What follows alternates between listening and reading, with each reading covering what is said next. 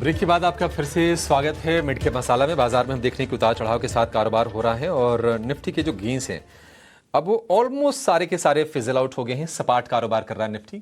कितने 4 अंकों की तेजी है और निफ्टी बैंक की बात करें तो 44 अंकों की गिरावट। निफ्टी भी फिसल गया है, लाल निशान में 24,650 के आसपास है। यानी कि इंट्राडे में भी जो तेजी आई लोअर लेवल से वो भी सस्टेन नहीं कर पाई और गिफ्ट निफ्टी एक तरह से छलावा, एक तरह से झांसा दे रहा था। सुबह जब हम देख रहे थे कि 100-125 अंकों की गिरावट पर शुरुआत होने की संकेत मिल रहे थे। ब्रेक से पहले मिड कैप में हम चढ़ने वाले शेयरों की बातचीत कर रहे थे, अब जरा गिरने वाले कुछ शेयरों की बातचीत कर लेते हैं और उन पर कुणाल के व्यू लेते हैं। डिक्सन टेक में आज कमजोरी हम देख रहे हैं। इसके अलावा हम देख रहे हैं कि कोचिन शिपयार्ड का शेयर गिरावट का शिकार हो रहा है। ओला इलेक्ट्रिक फिर से कमजोर है। M finance, Apollo tyre, Premier Energies, ये कुछ शेयर्स हैं जहां पर आज हम गिरावट देख रहे हैं। और ओला इलेक्ट्रिक का शेयर हम देख रहे हैं कि ये आ गया है 55 रुपए के नीचे। ओला इलेक्ट्रिक पर तो बातचीत करेंगे, लेकिन एक बार डिक्सन पर व्यू लेते हैं, क्योंकि डिक्सन अगर हम 2 सत्र की बात करें, शुक्रवार और आज मिला के 8% से ज्यादा की गिरावट हो गई है और 16,700 रुपए के नीचे ये शेयर आ गया है। कुणाल, वैसे तो लाख करोड़ रुपए के आसपास का मार्केट कैप है, अब इसको मिड कैप में गिने ना गिने, लेकिन आप जरा व्यू जरूर दीजिए। डिक्सन टेक कितना और गिरेगा और इसका किसी के पास अगर है तो आपके हिसाब से स्टॉप लॉस क्या होना चाहिए? आई थिंक ओवरऑल अगर आप देखोगे तो स्टॉक का कंसोलिडेशन कर रहा था हाई लेवल्स पे।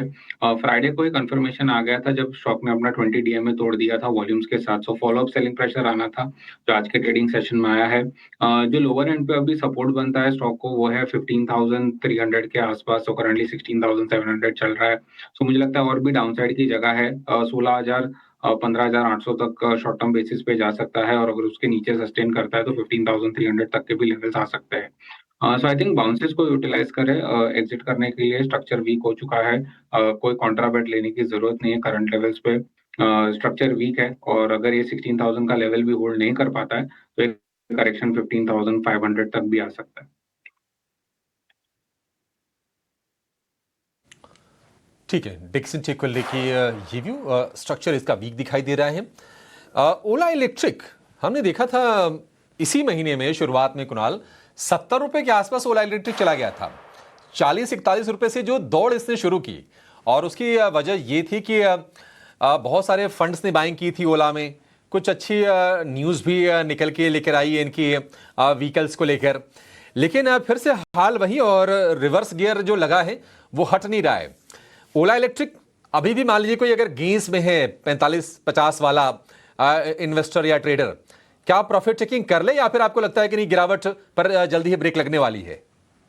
आई थिंक ऐसे काउंटर में हम पहले भी कह चुके थे, आपके शो पे हमने डिस्कस किया था जब स्टॉक 64, 60, 62, 63 के आसपास ट्रेड कर रहा था और सभी लोग बोल रहे थे कि क्या हमें अभी भी होल्ड करना चाहिए, निकलना चाहिए। तो मैंने कहा था 64, 65 के आसपास आप निकल जाओ, कोई टॉप पकड़ नहीं सकता है। मुझे लगता है वहां से भी 65, 66 के आसपास प्रॉफिट बुकिंग एक बार होनी चाहिए। वहां से स्टॉक आपको हाई लेवल्स पे 71 तक गया था, बट अगर आप निकल गए रहते तो ये पूरा गेन आपको मिला रहता। एंड फिर वापस फ्रेश बाइंग के लिए भी अपॉर्चुनिटी लोग ढूंढ रहे थे जहाँ पे